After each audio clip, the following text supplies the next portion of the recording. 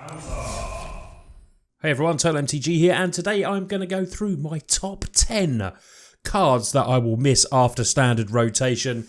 These are the cards I've loved to play through the whole of Standard.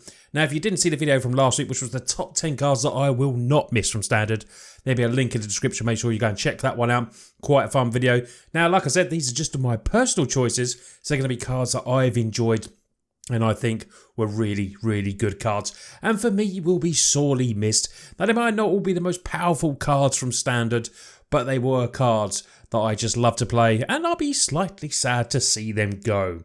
So let's have a look at the first card. And my first card, of course, the blue mage here, is Drawn from Dreams.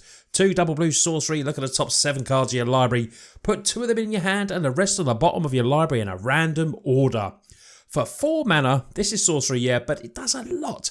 Blue players love to draw cards, they love to look at cards, and that is what I love to do. You all know that. And this, to look at the top 7, is massive for 4 mana. And then you get the choice of putting 2 of them into your hand. You didn't even have to show it to your opponent. You didn't have to have them choose. Nothing like that. 4 mana, Drawn from Dreams was great. If you're running any of those sort of combo decks in Standard, this is a card that could really, really help you. Now, I'm loving this in Historic, so I'm not going to stop playing it because it's there's a certain little deck of mine called Approach of the Drawn from the Dreams. I love doing that. But this was a really good card for me in Standard. Wouldn't say, you know, an all-star for everyone, but for me, I thought it was a very, very sweet blue card. So as we go on to the next one, it is a hybrid card. It's blue and black. But it's Ashiok Dream Render, an uncommon planeswalker, was definitely one of my favourites out of it. You know, Narset was good, but I'm quite happy to see Narset go. This was great. Spells and abilities your opponents control can't cause their controller to search their library. I love that static ability in it. And you know, over here on the channel of Total MTG, if it's your first time here, you will get to know that I love Mill. And this was great for Mill. This was great for getting rid of Uros. This is just such a good card. 3 mana. Yes, you'd have to, but you get 5 tick downs. It was a -1. If it managed to stay on the field for all those tick downs, you were getting a lot of value. You were getting rid of, 4 cards for every tick down, and then they were exiled. Really, really cool. 3 mana card.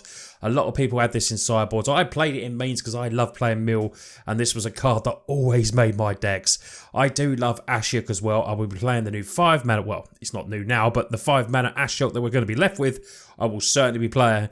But this Ashiok Dream Render, I'll miss you, buddy.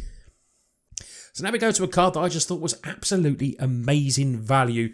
And for 4 mana, Elite Guard Mage, uncommon, a 2/3 flyer. When it ends the battlefield, gaining 3 life and draw in a card as well. Very, very good value for an uncommon, this card.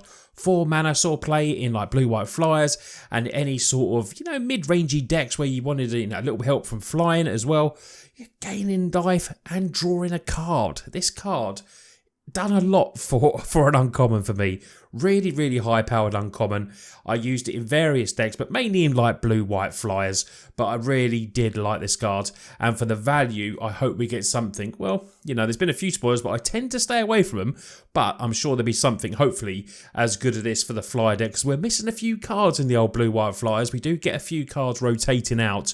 And this is definitely one of the good ones at the top end of your curve. But for me, I will be missing Elite Guard Mage. Now we go to a spell that was really good. There's a lot of blue cards here because, these are cards that I've played with. So a lot of people say, in the last video, say, well, you just picked a card out of all the best decks when you choose the, ones you didn't like. But that's cards that I'll be happy to go because I was playing against and they beat me down. These are cards I loved playing with, and Dovin's Veto helped in the control mirrors I played in. The spell couldn't be countered. I love that. Negate, a card that I love, but this for the blue and the white was just so much better. Counter target non-creature spell. It can't be countered. Very, very powerful uncommon. And when you've been doing 2021, I've noticed without Negate and Dovin's Veto, it's a big, big miss. So, here's thinking that the Gate will obviously, hopefully come back. But I'd love to see Dovin's Veto. Paradise Druid is my next card. Hexproof as long as it is untapped. Add a mana of any colour. Very, very good card because opponents couldn't get rid of this technically when it came down. They could obviously do sacrifice, but not many people played that. It's all spot removal, and Paradise Druid would at least get you that activation of, casting that spell a little tad earlier before it would die. It was, untouchable, so to speak.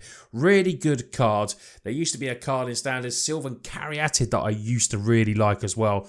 That was a 0/3, but that was always, I think it was hexproof and tap for any colour. This was slightly not as good because once it's tapped, it lost that hexproof. But Paradise Druid, seen play in so many decks, all the ramp decks, everything like that, and a very, very good card that I think will be sorely missed. Getting on to a very sweet card, 6 mana, but Casualties of War does a lot. You know, choose one or more. So you get to do 5 options. You could have destroyed a target artifact, creature, enchantment, land, or planeswalker. Such a versatile card. I love cards like this.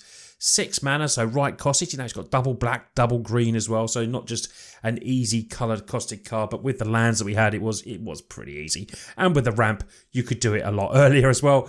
But I love Casualties of War decks. It really did hit everything. You could hit the enchantment and a planeswalker and destroy a land.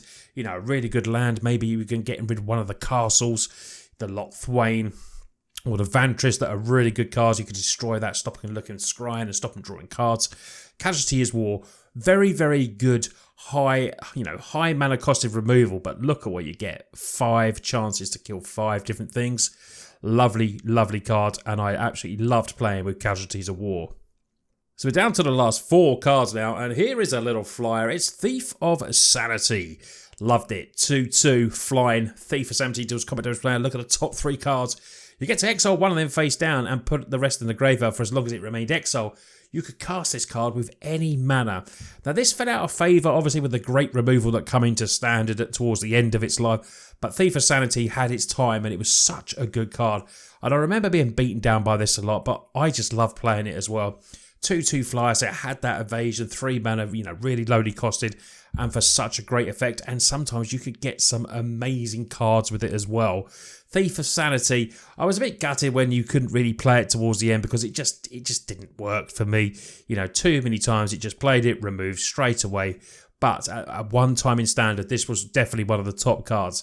And Thief of Sanity, I love playing it. And I will miss playing this in Standard. I probably will try to play it in other format if I can. So now to the top 3, and we're going blue and white Absorb. Now the top 2 cards haven't got any blue in them. Surprising, I know. But this is a counter spell that just did everything that you want from counter magic. You want to gain life because you're being battered down by those, you know, all those aggro decks, and Absorb will get you back into a game. You can counter target spell, and 3 life is a lot. You know, use your life as a resource when you're a control player, and this is a counter spell that did so much for us. And it was an awkward costing. You know, I remember the days, what was it? Render Silent had the same sort of costing. I think I might be wrong on that. I'm not too sure. But Absorb, double blue and a white. So it wasn't the easiest to cast. You always needed your mana right for a turn 3 Absorb. But, you know, when you had it, this was good. Even late game, gaining that extra bit of life sometimes was all you needed. So now we go for a card that actually hates blue. Now, funny, but Shifting Ceratops, you know, because I don't just play blue decks, you know that. You see the, you know, multitude of different decks that I put up on the channel. And Shifting Ceratops was such a great card against blue. Can't be countered. Protection from blue. Pay 1 green mana. It gets your choice of Reach, Trample, Haste. All on this little green card that's a 5/4 for 4. Not even legendary. This card was absolutely epic. Now, it saw a lot of play just from the sideboard, which didn't do it justice, I don't think. I, for one, played it in the main in my mono green decks because there was so much blue around. And Shifting Ceratops is just such a great cake card, and I will certainly miss it because it helped against those blue decks, and it will certainly help if we still had this in there. Shifting Ceratops was definitely, for me, one of the most, you know, I wouldn't say underrated, but it was always a sideboard card for a lot of people because you'd bring it in against blue. But for me, great card, and I missed this little dino. So we get to the final card, and for a blue mage, it's a red card. Yes, I know, but Chandra, Awakened Inferno, you know, I'm a control player at heart, and this was great. It means I could go into red and have a planeswalker that couldn't be countered, and was a red planeswalker wink on. The +2, each opponent gets an emblem at the beginning of the upkeep. The emblem deals 1 damage, and you would just multiply these as many as you could. Now, the -3 deals 3 damage to each non-elemental creature. When elementals were a thing, this wasn't quite so good because you couldn't use the -3, but you could still use the +2. The -X deals X damage to target creature or planeswalker. Then if it died, you would exile it. Really nice. But for me, I would just keep plussing it and keep building up those emblems until, you know, basically it was just too much for your opponent to handle. 6 mana for 6 loyalty. I think it was really, you know, perfectly costed. I love that it couldn't be countered, so you knew once you got your 6 mana, this was definitely get on the field, and you were definitely +2 in and put, you know, you were getting some damage on your opponent. I love Chandra. I will really miss this one. I'm starting to like the new one, but I don't think it's anywhere near as powerful as this. But it's still a nice card, the new one from M21. But Chandra Awakened Inferno for a red planeswalker for me was absolutely great. So this is my top 10 cards that I will miss from current standard. Please put in the comments. I want to know all yours. What's your favourites that you'll be missing and be gutted that it will be leaving standard? Probably be from your most favourite decks. You know, a lot of these are mine as well. Some of them I didn't feature so much, but I still just knew they were really good cards, and I actually will miss playing them occasionally as well. But yeah, I really want to know yours. If you enjoyed today's videos, don't forget to give it a big thumbs up. I would really appreciate that, and I just want to do a big shout out to all my Patreons. If you want to get some extra content, you know, consider it or not. It's up to you.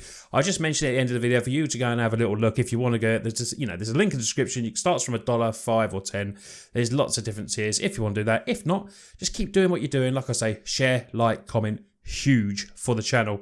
We're growing. We're nearly at 9,000. That's all with your help. Your support the videos has been amazing. The rotation proof decks, people have been loving. I've got plenty more to come as well.